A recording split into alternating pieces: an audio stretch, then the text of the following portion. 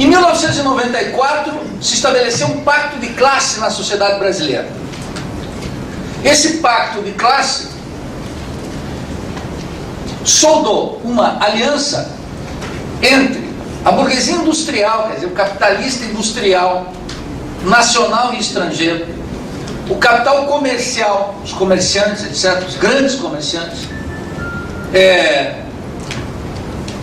o capital bancário e uma parte dos trabalhadores, situados nos fundos de pensão.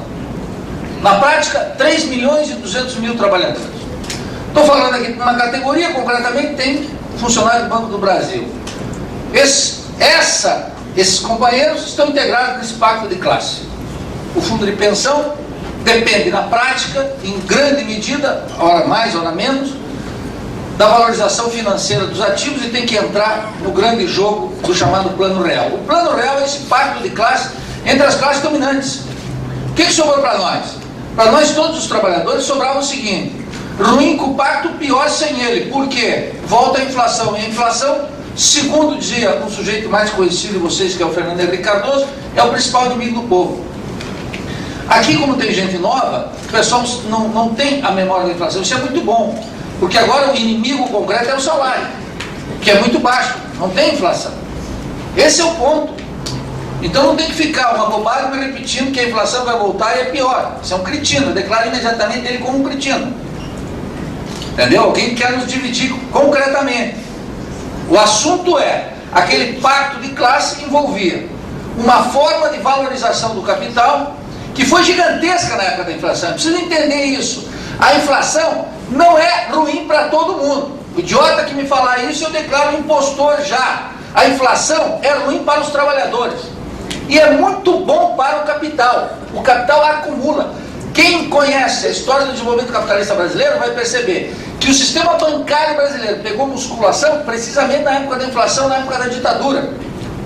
Cresceu violentamente. O sistema bancário pegou musculação na época da inflação. O setor industrial se defende na inflação. O setor comercial se defende magnificamente bem da inflação. Os trabalhadores perdem. Mas isso não torna o mundo da estabilidade monetária um mundo semelhante ao paraíso dos trabalhadores. É nesse momento que os trabalhadores se defrontam com o fato concreto de que os salários são estruturalmente baixos e tem uma tendência uma resistência gigantesca de subir. É isso que vocês vão encontrar na campanha salarial.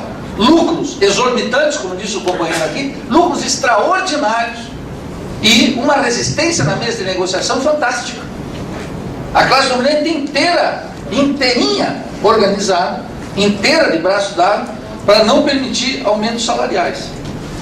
Bem, isso é a superfície, isso é o que qualquer um lendo o jornal entende. Agora é preciso entrar mais em detalhe para verificar quais são as forças que estão aqui comandando o desenvolvimento capitalista no Brasil. Então, esse é o fato.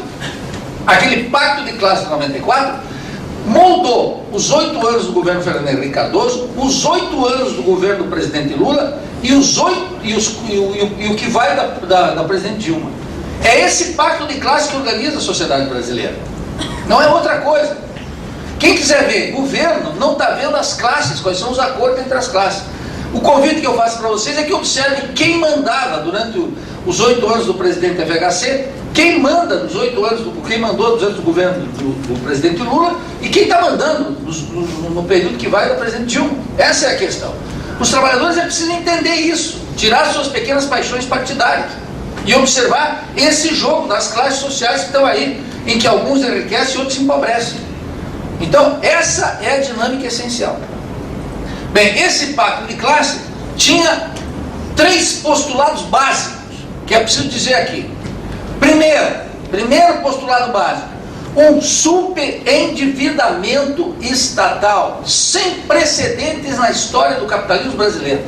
Eu diria o seguinte, eu não concordo em absoluto com o termo de desindustrialização, uma ideologia completa, porque se a industrialização já era uma ideologia, a desindustrialização no quadro atual é ainda maior, porque ela sugere que existe uma burguesia industrial que está perdendo posições. A pergunta seria, por que uma burguesia industrial, por que uma classe aceita o suicídio sem luta?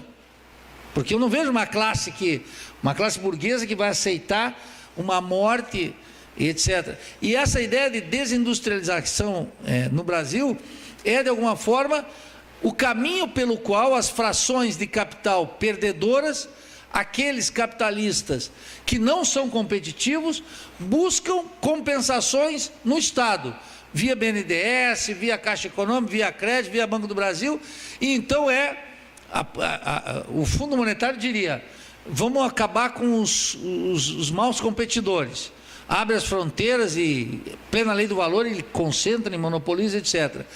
Em nome de não ocorrer a desindustrialização, nós tornamos a burguesia ainda mais parasitária, porque ela assalta o Estado, com isenção de impostos, com subsídios, com crédito, etc, etc, etc.